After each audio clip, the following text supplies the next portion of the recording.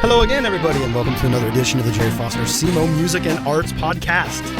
Today, I have a very special guest, a good friend of mine. He is very, very much involved in the local music scene, as he is a DJ here in town who spins local music. I say spins. I wish I'd spin that. Man, that'd be so cool. He is very instrumental in helping out with St. Jude's Radiothon. He's kind enough to let me do the podcast here at the radio station. I appreciate it very much. Please welcome to the show, my friend, Mr. Christopher Berger. How's it going, man? I'm doing great. How are you? Great. I asked the questions. Hey, I'm sorry. I'm kidding. I'm used to It's all good, being on the other seat there, man. By the way, your voice, sounds pretty amazing. You should try out for DJ school. You know, you did really well there. I appreciate that very much. Yeah. This is probably about the 20th podcast, 21st, maybe somewhere in there. Trying to get my shtick down. Yeah. I try to go into Chris Berger mode. That's what I try to do. I try to bring in my inner Chris. You just got to get beat down deep. I'm losing. There it is, I'm man. losing hey, how about that? 10-9, the storm. I just like that number. I love it. 10-9. I always like those R&B stations, what is it? Smooth jazz. Smooth jazz. Chris, what have you been up to lately, man? I've been being a dad. That's pretty much taken a lot of my time and energy, and for 10 plus years I've been doing the DJ thing and promote local music and going to local shows and just singing music. And now it's before I came here, I was doing bath time with my son, and I was spending 15-20 minutes with him trying to get him to eat his carrots and to eat his potatoes. And he was like, "No, I want an orange." I'm like, "Listen, man, you can have your orange. Just eat the carrot. Just eat one carrot." No, I'm like, "Oh." How old is he now? He's 3. That's what I was thinking. He's 3 years old.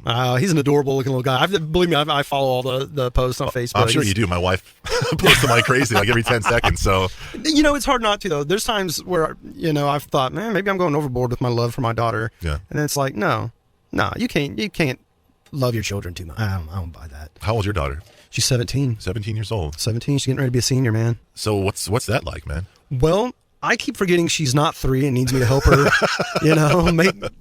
Make the smallest of decisions. Now she needs me to help her make big decisions. Yeah. And it's a trip, man.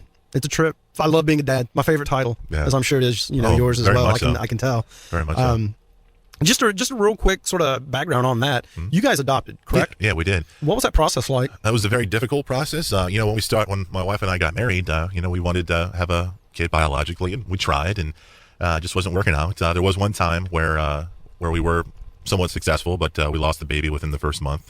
So that was tough, like it is for every parent who goes through that. Mm-hmm. So we decided to give adoption a try.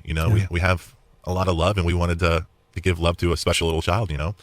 So we had friends who had gone through the adoption process before, and they kind of guided us, and they hooked us up with a lady here in town who gave us a home study and specialized in kind of letting us know how the process works. So we kind of put our name out there, and this wasn't being very successful right away. And then we really put our names out there. Before, we just said to people, "Hey, if you know of anybody, if you ever hear of any situation where a little child, needs a home, let us know." Yeah. We decided to go to Facebook after that. And I remember the campaign on Facebook. The campaign included everything from cupcakes that our good friend Deanna Strubinger was selling to raise money for us, to a yard sale, to a trivia nights, and ultimately, my wife and I, we do a lot of charity in this in this yes, town. You do. It was, and I'm not just saying that to but it was hard for us to ask for help like that. It humbles you. It's a lesson in humility. It really does. Yeah, it is. I understand, as somebody who's recently had to accept assistance. It's when I became a full-time single dad, I've got guardianship of my daughter. My world changed, and it's like, oh man, and you just do what you have to do, to make that stuff happen. But ultimately, that campaign of us putting ourselves out there on Facebook is what led us to getting Luke. There was a doctor that Sabrina's doctor up in St. Louis who was trying to help us get pregnant, and didn't ultimately work out. But he kept seeing our stuff on Facebook, and there was a young girl who went to Sabrina's doctor, and she was looking to put her child up for adoption, and he thought of us right away, and he gave that young lady our it's called a packet, where it kind of introduces the birth mother to the possible adoptive couple and stuff like that. So she thought that we looked really cool, and she gave us a call, and we moved on from there. But it was a roller coaster ride from the very, very start. I can only imagine. Because the young lady, she was, I think, 8 months pregnant. So they meet us for a meeting, her and the birth father, meet Sabrina and I, and interview us and, talk and stuff like that. And we get done with the interview. They said they'd let us know, kind of thing. And they let us know later on that night that they wanted us to adopt a child. That is so cool. It was amazing. We were at a Toys R Us. And it's one of those cases where the biological parent can't come back later and say, this is where the story gets interesting. So that was a Friday where they said, hey, we want you to be the mom and dad. She had contractions, if I remember correctly, that night. Wow. So she's 8 months pregnant. She wasn't expected for another month or so. So we go to the hospital with her, and they said it was false labor. And this was up in St. Louis, by the way. So we're up in St. Louis that Sunday. My wife and I come back down, and as soon as we got down to our house, we got a call from the birth mother again, said it's go time. So we had to go back up to St. Louis. Oh man. And Luke was born at like 7 o'clock, I think, on a Monday, and just beautiful child. We were there for the birth, and wait. Were you in the birthing room? No. Oh, okay. We were not in the birthing room. The birth mother and her mother were in the birthing room, but we saw Luke within 10 minutes after he was born. That's amazing. So we got to hold him. And now, Jerry, you asked a question about how long the mother has to change her mind. Well, it was 2 to 3 days, something like that, after the birth of the child. We get to the final day, and she changes her mind and says she wants to keep Luke. And it broke our hearts. I mean, I had never cried like that since my grandpa passed away. I mean, I was not just crying, I was boo-hooing, Kind of bitter. I don't want to more sorrowful. Definitely sorry. I don't want to say bitter, because she had every right to. Yeah. I mean, that's a tough position to absolutely be in. Yeah. I actually am one of those that will applaud a mom for saying I can't do this, and I love my child enough to give them to a family that I know will take care of them, or at least I hope will take care of them. Yeah. I mean, I didn't feel bitterness at all, but we were definitely sad and depressed. So she decided to keep Luke. We went on with our daily activities, and about 3 weeks later, we got a call from our social worker saying that we need to go up to St. Louis and pick Luke up, because the birth mother says she can't do it anymore. Yeah. So we go up there, back up to St. Louis. We're chugging along like a bat out of hell, basically. Sure. And I get a... you can cuss on my podcast. Okay, It's cool. all right. I've been holding back the whole time. Shit, damn, fuck, hell. Okay, cool. Titties. So we go up to St. Louis like a bat out of hell, and I get a speeding ticket in Fenton. Which anybody who's ever driven with me, I drive like a grandma. I'm pretty slow, man. So and everybody asked us, they're like, did you tell the cop why you were driving so fast? We're like, no, we just wanted to give me the ticket so we can move on. So boogie on down the road and get our boy. So we got Luke, and we went to a UPS store, which we met the birth mother and the birth father there, and we got the papers signed with a notary there at the UPS store, and that's when Luke was legally ours. Little Luke Berger. And that's awesome. He's driving us crazy, man. But I'm loving every minute. You wouldn't have it any other way, no, would sir. you? No, sir. Yeah.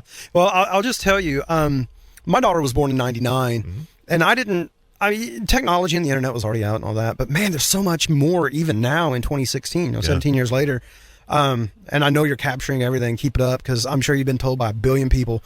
But as a dad to a 17-year-old, it seems like she was 3 last week. Yeah. It just, it's amazing. But man, it is the greatest thing. That's a really inspiring story, by the way, man. That's very cool. I appreciate you sharing that. Well, another reason why we, post so much on the internet is because there were so many people who helped us get Luke. Like we said, with all the charity that people did, with the cupcakes and the yard sale, and people donated really cool stuff to our yard sale, like paintball equipment and Nintendo systems, and just some really amazing stuff where we were able to pay to adopt Luke. Because adoption's not cheap at all. No. The way that we went, it was more cheaper than the way most people do. Most people go through an agency, and that costs tens of thousands of dollars. We were able to do it more of a grassroots location, and we're able to. So we put everything on Facebook to let's everybody see how he's doing and how he's growing. Yeah, so. I imagine that almost as a gratitude thing. Yeah. I suppose. So let's get into the DJing thing, man. Sure. When you were growing up, Were you like, I want to be on the radio? No. Not at all, huh? No. I always had a love for radio. I always had a love for music, but I'm not musically inclined to play. I just don't have that DNA in me. I would love to, but I don't have the patience for it.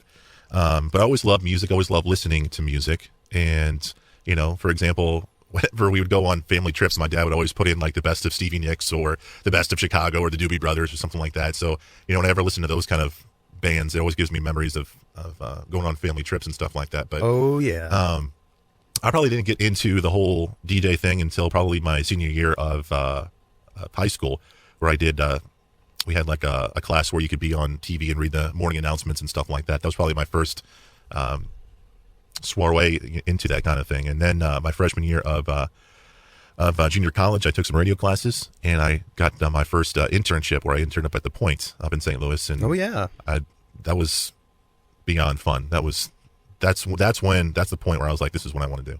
Really? Yeah. That's neat. Did you, once you got into it, like, I know nothing about DJ school, or broadcast school, I guess is what it technically is, right? Well, technically I didn't go to broadcast school. Okay. I just went to Merrimack, which is like TRC down here. It's a junior college. And I took a lot of communication classes, and I really only took like one hands-on course where you got to, you know, deal with the knobs and the buttons and the technology and the terminology and stuff like that. And then I went to UMSL after that, and it was mainly just communication classes. So I didn't really go to Broadcast Center or anything like that.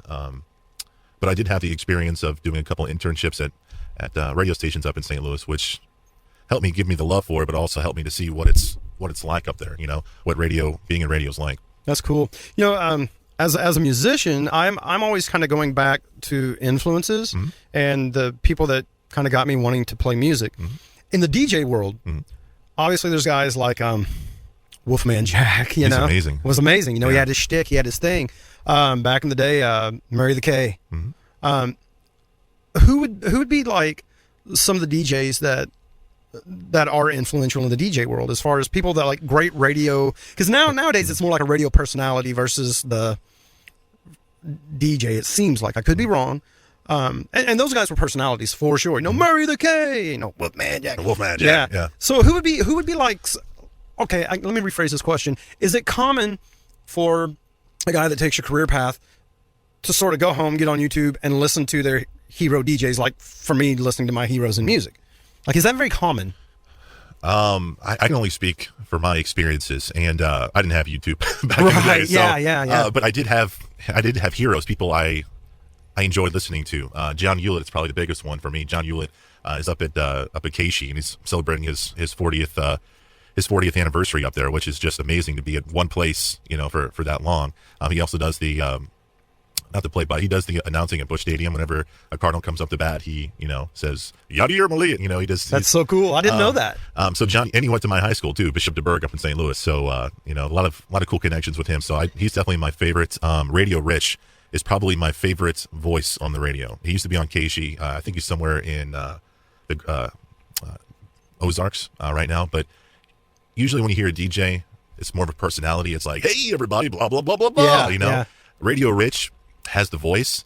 He has the most monotone voice, but he knows music. Like, he could get on and he would be like, all right, that's the latest there from Pearl Jam. Came off their 1991 album 10, which was a huge, huge success for them. Got him on the, you know, he would just detail and just talk about the history of that. And he was like an encyclopedia of music knowledge. And though he didn't have the shtick of being wild and crazy DJ guy, I related to him. I liked him. Right. And that's what I want to aspire to be, is a guy who knows a lot about music and who could throw some tidbits out there to the listener that maybe they're like, oh, I didn't know that. That's cool. And that's see, cool. I missed that. I was just talking about that with some people earlier. I was telling them, you know, I'm going to be doing a podcast with DJ, and we started talking about how I missed hearing, you know,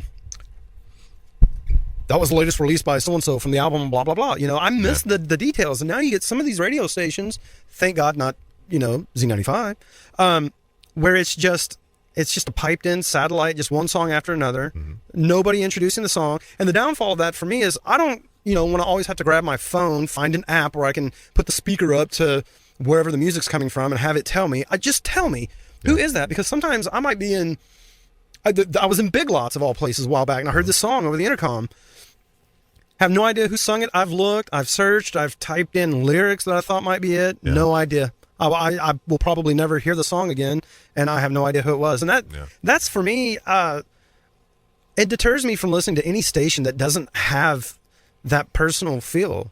I want to hear who that artist was. I want to know what the name of that song is so I can go seek it out. And I would think, and this is just me, but I would think that musicians and the record labels would want DJs to do that so that you could go out, find their music, buy it. Right. So, I mean, I'm grateful for, you know, guys like you and Randy and, you know, the whole crew at the Bone. You guys put that out there, and that's great. Just yet another reason to listen to your station. Yeah. So how long have you been doing this as a living, for a career?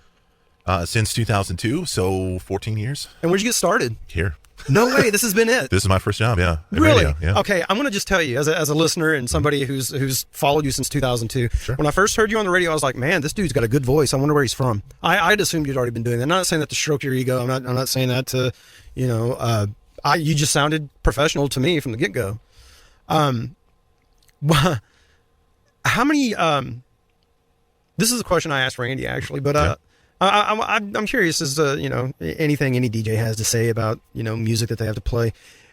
What would be, man, how do I say this nicely? Do you ever have to play anything you just don't like? Yeah. And you want to protest, man, I can't stand this. Yeah.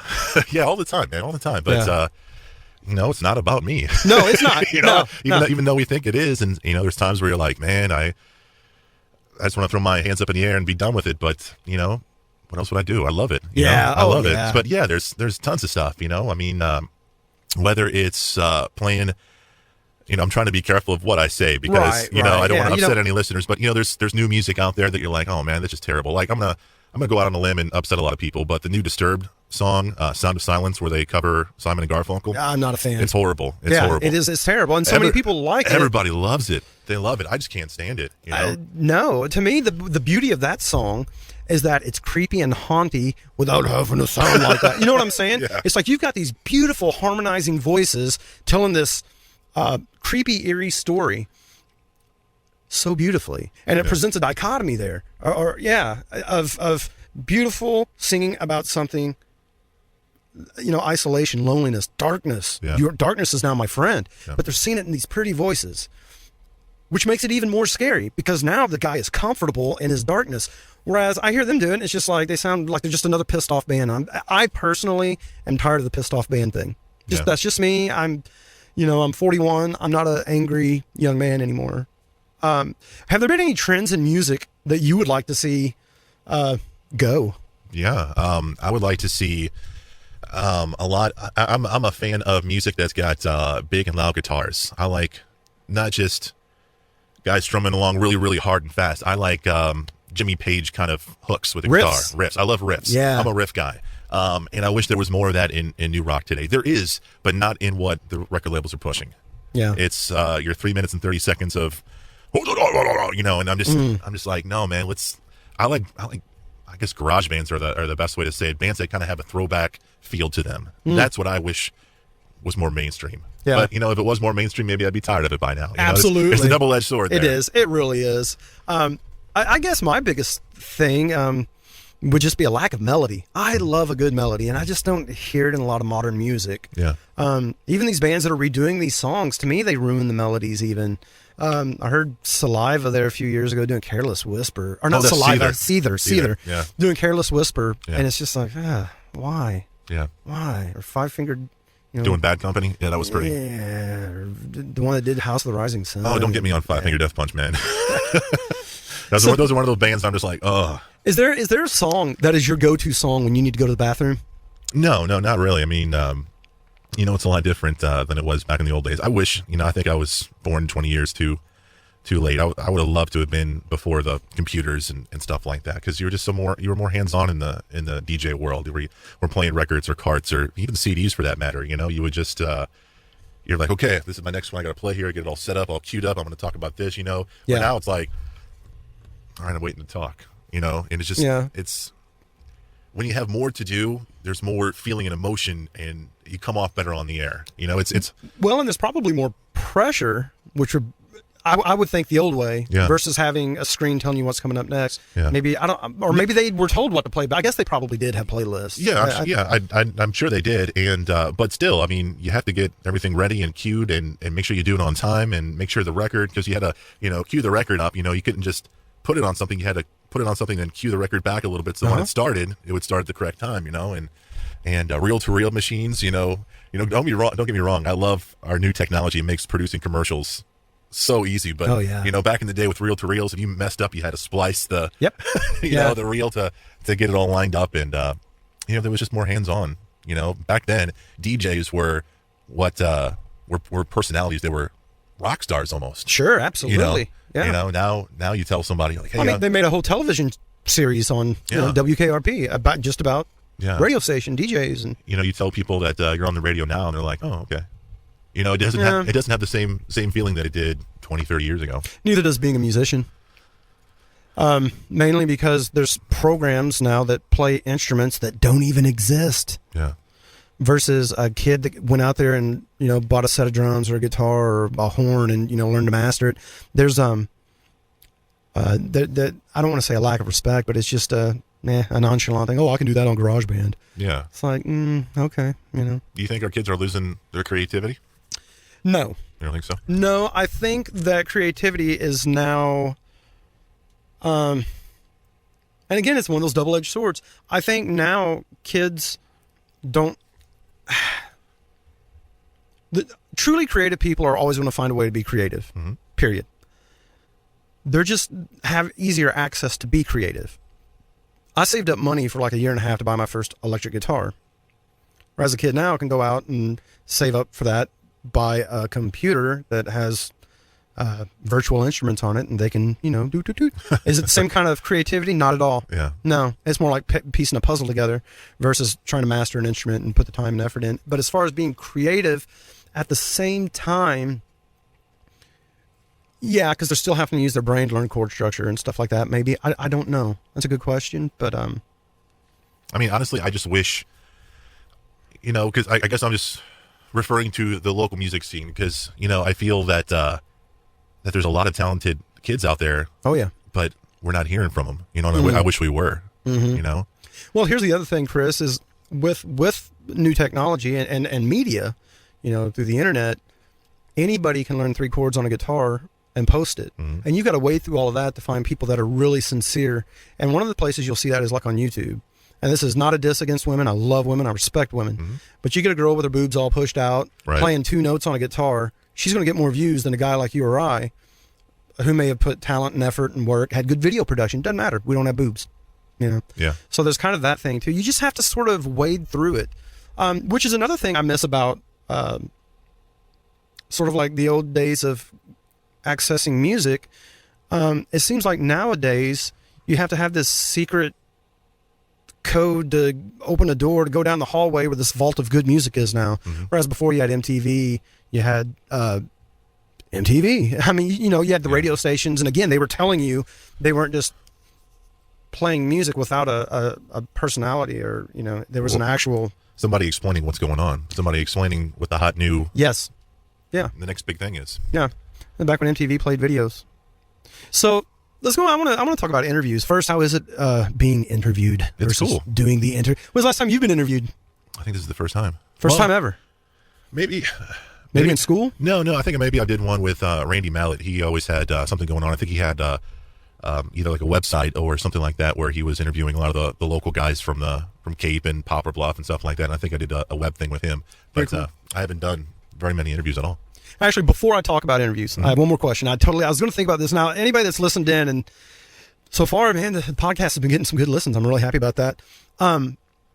Knows that I don't have a script. No script, man. I just want to sit down, bullshit with my friends, talk about whatever, Have you ever wanted to do one of those shows like with another DJ? I mean, I know you guys every now and again will on air, be in the same room or something like that. But like, say those morning shows, Bob and Tom or something like that.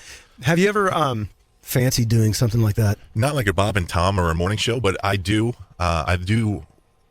See, I'm not I'm a straight guy, right. but I feel like, especially with the afternoon, I'm like, man, I wish I wish we could kick it up a little bit. You know, I have that feeling. And sometimes some of the best times where it's kicked up is when I'm talking with somebody else, whether it's one of the nighttime DJ or one of the part-timers or something like that. I'm like, man, this is good flow. We're talking back and forth. And sometimes it would be good to have someone next to me to talk about, hey, we got the new 5-finger death punch here. You know, what'd you think of it? And, you know, just have someone else to bounce ideas off on the air would be great. But I'm not almost have like a funny man and a straight guy. Yeah. Sort of. Yeah. I'm not a fan of the morning shows where you got 3 or 4 different people on there and it's like canned laughter. And they're talking over each other. Yeah, I don't want to do that, but I definitely want something where if I have a good rapport with another on-air talent, I would definitely love to do a 2-verse show with them. That's really cool. Yeah. Some tag team DJing. Yeah. All right, so interviews. Sure. You've got to interview some pretty famous folk. Yeah. Who have been some of your favorite interviews? My favorite one was my very first one, which was this is before we moved to Z95. We were still Classics 95.5, and I got to interview Nancy Wilson of Heart. It was my very, very first interview. I was so nervous. I put a note on the door saying, "Don't no one come in," you know. And I was pretty much stumbling throughout the interview, and I get on the air with her, and it was recorded, but I said, Nancy, you know, thanks for being on the show. I'm a huge fan of your music, and, you know, I love the new album. The new album is so good. I had a cow listening to it. I actually said to Nancy Wilson, I had a cow listening to your music. You know, she laughed at me. She didn't know what to do, but now, this is on the phone or in person? It's on the phone, yeah. Okay. And I got to talk to her for about 10 minutes and asked her who her favorite guitarists were. And it was exciting because I love Nancy Wilson. I love her guitar work, and I think she's just amazing. And to have her be my first interview was truly something special. And I think my second big interview was Mick Fleetwood of Fleetwood Mac. And oh, wow, man. These are some heavy hitters. But he wasn't nearly as interesting. He was kind of boring. I'm not going to lie, man. But it was still very, very cool. But, you know, I've been very, very lucky to do a lot of in-person interviews. And this is one of the reasons why I got into radio, was to do things like this, to be live on location, to introduce bands on stage, and to go backstage and interview the rock stars, you know. And we haven't done it in quite a long time because we haven't had a lot of rock shows here in the Bluff. But, you know, we've been very fortunate to interview guys like Papa Roach and Shinedown and Hailstorm and Godsmack, and got to interview the guys of Saliva, and just to be able to talk with those guys and be somewhat of a big shot has been, you know, exciting. And that's where the DJs kind of get, you know, their excitement. You know, you said earlier that DJs were kind of like rock stars at one time, but as somebody in the local music scene, I can tell you that to us local musicians, you guys sort of are like rock stars too. You guys have been so instrumental in getting us heard. I don't know what the wattage is here. Is it still 100,000 watts? Yeah. Which is the most allowable by law, correct? Right. So I know me and Corey Jackson were talking about it on a podcast, that it's just really neat that our bands and our music has been heard by the widest range allowed by law. Yeah. I mean, there was one time I was up in Six Flags parking lot, and it was an overcast day, and I guess the radio waves were bouncing just right, and I was barely able to get Z95 in, which is weird considering KSHE is just, one notch over, right? Yeah. 95.7, I think. 94.7. Or 90, okay. So, and I remember calling up to the radio station that day. There was a guy working back then. His name was Rich Case, and I used to call in. He was in the morning anyway. I was like, dude, you're not going to believe this. I hear you at Six Flags. Yeah. You know, he's like, no way. I'm like, yeah, you just played blah, blah, blah. Right. So, to me, you guys are sort of local stars to me. I mean, you guys have been just as instrumental in getting us, you know, wannabes. I don't want to say wannabes, but musicians heard as we've, we can only do what you guys have allowed us to do. And I can tell you guys are very, very appreciated by the local artists very much. It doesn't matter if it's any band I talk to, man, nothing but good things to say. Well, the local talent is truly amazing here in the Bonehead Nation, you know, in Southeast Missouri and Northeast Arkansas. Just the amount of talent we've had at Bone Stock and on Bone in Your Backyard, it really blows my mind. And it's just like, you know, I mean, I can only speak for myself, but it's like, man, I just want to get this out here so people can hear it. Maybe one of these guys will get touched with a record deal or, you know, something like that. You know, I mean, there's a lot of really good talent out here, and it's amazing. It's mind-blowing, isn't it? Yeah. That this little area, and that's one of the reasons why I wanted to do this podcast. I wanted to get stories from guys like I had Roy Ward on here, you know. I wanted to get as early as possible up to modern and get this local story kind of thing out. And a huge part of the story is Z95 and you doing Bone in Your Backyard. And for those uninitiated, Bone in Your Backyard is is it the third Saturday of every month? It's whenever we can squeeze it in. Okay. But it's usually once a month. It's once a month on a Saturday, and it's 2 hours of local music, local artists from Northeast Arkansas, Southeast Missouri. And you guys have been doing this how long now? 11 years, 11, 12 years, somewhere around there. And you have been the primary host of that, correct? Yeah, Randy comes in and does it every now and then. Yeah, he did the last one. Kadam, we've been getting Kadam adjusted to it as well because he's a local artist, and I think he's definitely somebody who can, move it forward down the line. Is there a time where you're going to hand over the reins to someone? Yes, but not anytime soon. You enjoy it too much, don't you? I do. I really do, man. I love, I remember when Randy said, he was like, I'm thinking about, I want to do a local show. And I was like, I want to be a part of that. I want to do that. And he let me have it. He let me have the reins to it. And he said, here you go, kid. And, Well, I personally can't think of I love Randy. Love him to death, man. I wanted him on my podcast. I love talking to him. Love him to death. And I'm not, and again, it probably sounds like I'm trying to, pat you on the back or kiss your ass or whatever. And I'm not. But you were, when my old band, Ernie Lewis band, was, first getting started, you would come to the shows. You were very supportive. And, we'd be like, hey, man, finish up your music. Give us some music. We'll get you on Bone in Your Backyard. And that's really, sometimes you need a little outside motivation. When you're in a band with three big personalities like that, sometimes you're wondering, man, are we doing this right? Or is this, and it was just sort of a motivational thing. Randy goes to local music too. I've seen him at several shows. Jake plays music. Mm-hmm. I've seen him. And he's in a local band too. And he's in a local band. It's not just you guys. To me, it just doesn't seem like you guys are going, this might get some listeners. It's you guys are really invested in the local music scene. Mm-hmm. You're friends with the artists. I see you in public. You're not like, oh, hey, you're that one guy in that one band. It's like, hey, Jerry, how you doing? You working on any music? And I've talked to you about stuff not involving music. Just what's going on in my life and what have you. It was comfortable doing that. My point is, you guys are more than just DJs. You have been promoting, and it's really cool to hear you say, hey, man, we're hoping maybe somebody will get heard, get signed, get a lucky break, whatever. And I think it shows that you guys are that way. So this is bringing it to the Bone in Your Backyard show. Sure. Do you remember the first band you had on it? I think so. I think on the first show we did an interview with Aftermath, and we did an interview with Roger Madling's band at the time. I can't remember the name of them. It was before, in between Cinderblock for him.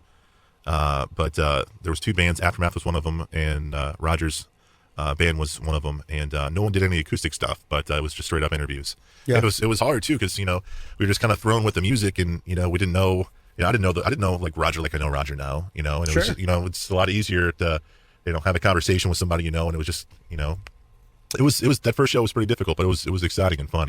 Yeah. Did you have like some stock questions that you asked everybody, or were you just like, at first, yeah, fuck, yeah. I'm throwing it out the window, no, man. I'm just going for it. No, my personality is okay. I got to make sure that everything is correct, and that's one of my downfalls as far as being a DJ. A lot of DJs are like you said, fuck it, let's just go and be spontaneous and let the conversation come naturally. Where I am more anxious, nervous. Where like, okay, I got to make sure that this interview flows well. I got to make sure I ask the right questions, not something that's going to upset the artist. I'm very entailed and very too worried sometimes. You think you play it too safe? Yes, I do. With the interviews and with my regular just day-to-day life. Well, I can tell you, as somebody that you have interviewed more than once, ask away, man. Shake that fear, because I'll tell you right now, if there's one thing musicians like to do, mm-hmm. is to express themselves. That's why a lot of us got into it. It's definitely why I took up songwriting and tried to really run with it. Yeah. Because outside of music, there's things I'll talk about. I'm a pretty open guy, but if you really want to know me, listen to my music. It's just a suggestion. You can take it, you can leave it. Ask the tough questions, because I want to tell you right now, 9 out of 10 of us are going to answer it, and we need our feathers ruffled sometimes. Stock sugar-coated questions. And I'm not saying you do that at all, but I'm just saying that kind of stuff. What's inspired you? Da da da. I would dig in there. That's just me. That's my personality. Mm-hmm. I think everyone's got a story that they eventually want to tell, and it might be the catalyst to get somebody to tell their story. It might be, and let's face it, we tend to have big egos. Yeah. We do. I'm not going to lie. There's times where I think, I'm a pretty damn good musician. Then there's other days we're very sort of bipolar too, where it's like, yeah, man, that's so, Yeah. But I don't know if, and again, this is just one interviewer to another now. This is really cool that I can say that to you, But like, man, I will ask. I had a guy on my podcast. He does gay porn and underwear modeling. I'll talk about anything. I don't care. I'm I'm not saying you should talk about gay porn on air, but I'm just saying most people aren't afraid of tough questions. Unless you're asking about rectal bleeding, maybe. Yeah. So, was the last time your hemorrhoids flared up, Fosse? Yeah, everything you said, I understand completely, and I think I would be more comfortable doing that with you or with Doug Anderson or Corey Jackson or Roger or something like that. But a lot of the times, most of the times when I have bands come in, I'm meeting them for the first time. And you just picked the most clean-cut musicians out there. And they've been on the radio. This is like their first time on the radio. So it's difficult to dig down deep with some of these artists because they're nervous. I'm nervous too, because I want to make them look good. And, that's where the fear kind of comes in, Have you ever asked an interviewee, is there anything off topic before or off limits before we do this? No, but I usually ask them, I'm like, hey, what kind of stuff do you want to promote? And some of the things that really kind of get me are, the bands are like, no, we're, so they come, it's like, hey guys, this is your shot to tell everybody, Well, I remember the last time EOB was on, we had nothing to promote. Yeah. And it sucked. It had to suck for you. And I felt bad. I was like, man, he just brought this band on that's not even trying to promote anything. We were in a transitional period at the time. Transitional period. So yeah, I mean, but I don't know, man. I think, again, it's just suggestion. It's some guy who's trying to do interviews to another guy who's much more established than me. Man, I would just run with it, dude. Like, hey, man, anything off limits? No. Okay. How big's your cock? How many groupies are you banging? Right. I don't know. What would be a question you would want to ask your heroes? Yeah, that's a good point. Well, and this is where it gets kind of difficult. Is I'm more familiar with my heroes. Sure. I know every song on 10 from Pearl Jam, so I can be like, hey, what was your experiences like when you guys were recording Porch, or when you guys were doing a live, and it's just like, tell me about the Mama Son trilogy, or I know about those guys, I know about those things. When band X comes from Fisk, Missouri, all I know is they have a single out, and it's hard to delve down deep with some of those questions other than just the generic box questions of what's this, tell me about this song, what's this song about, and yeah. Now, see, if I were going to interview a band from Fisk, I already know the first question I'd ask. What's that? Have you ever gotten malaria from the mosquitoes down there? I gotta write that one down. Make sure I keep that one. Yeah, in the back of my head. That's a zinger, man. That'll get them scratching their heads. Yeah. What's been the most difficult interview? Can you say? Yeah, I can definitely say. Okay. The most difficult interview I ever had was, what the heck is his name? I can't believe, lead singer of Black Oak, Arkansas, Jim Dandy. Jim Dandy, oh my gosh, was coked out of his head. Yeah, something like that, man. Yeah. It was sprung upon me. They were like, hey, you're going to interview him. I'm like, okay. So I was in typical Chris Berger mode. I was like, okay, I've got to ask this question. Because I didn't know much about Jim Dandy or Black Oak, Arkansas. They were promoting a show that they had in the area. So it was like I was getting the generic box questions or whatever. And he lit me up, man. I'd be like, okay, so tell me about the story on how you met Elvis. Or there was a big story with that. And he was like, God damn it, I've been telling that story all the time. And blah, blah, blah, I'm tired of telling that story. And I'm like, they told me to tell you that. I'm sorry, And he's like, I want to talk about my movie with Billy Bob Thornton. I'm like, all right, well, tell me about that. And he was just, I don't know if he was drunk, but he was definitely an asshole, Yeah. I'll never forget this. I was like, usually when you get done with an artist, you're like, hey, can you do a liner for me for the station? And everybody's like, yeah. And I'm like, okay, Jim Dandy, can you say that our listeners are called boneheads? Can you say, hey, I'm Jim Dandy, I'm a bonehead and proud? He's like, I ain't saying that shit. I'm not going to say that. I'm like, all right, will you do a liner for me? He's like, yeah, all right, what's your name? I'm like, my name's Chris Berger. Chris Berger? All right. And he's like, you're listening to Chris Berger on Z95 The Bone. Get another burger, damn it. Or he totally just unusable. Unusable. I was just like, I'm done with you. I'm going to go get a drink or something, man. I'm out, So he was definitely my worst interview. But if I ever have a chance to interview him again, I'm not going to take it as seriously. Yeah. He's probably trying to get a reaction out of you. Trying to turn the interview around. He's one of those old school kind of personalities, where it's not typical textbook questions and textbook answers. He is a personality, to say the least. I heard a story Jamie Hickson told me about some guy that quote unquote partied with Jim Dandy, and there's, I guess, some cocaine on a platter, and it fell off, and he's like, oh, don't worry about it, I got another bag or something. I was like, good God, man. So wow. So back to the local artist thing. Sure. What do you guys look for whenever you get music from local artists that would be usable on air? Well, for the longest time, man, I would play a lot of everything, even if it was bad, because I was just like, man, I just want to give these kids a shot, or this artist a shot, or something like that. But now it's more, the vocals have to be strong for me. The vocals have to be strong, but they also have to be recorded clean, because to me, that's, even if the music is somewhat bad, at least if there's good melody or harmony, you can get away with some of the music, maybe not as good, but I look for vocals first. Yeah, for sure. Is there man, I know this is kind of putting you on the spot, and and knowing you don't want anyone to feel bad. Mm-hmm. And believe me, you're not going to make me feel bad. But are there certain bands that you just really get a kick out of hearing, like artists, like that you're like, oh man, this band is putting out a new CD, I can't wait to hear it. Yeah, of course. Probably my all-time favorite local band was Further Down out of Jonesboro. Just great guitars, just great songs, really, really great songs. They had a lot of talent. It was one of those bands that had talent that you thought could make it, and they just, whatever happened, it just didn't happen. Probably didn't have the money for a good attorney. Entertainment lawyers are vital. They actually had one. That's who we dealt with when we were booking them. Okay. But I think there was just maybe some strife with the band. Usually sure, stuff like that happens. But Further Down was one I liked a lot. Headley Grange, man. Grange. Man, those guys could bring it.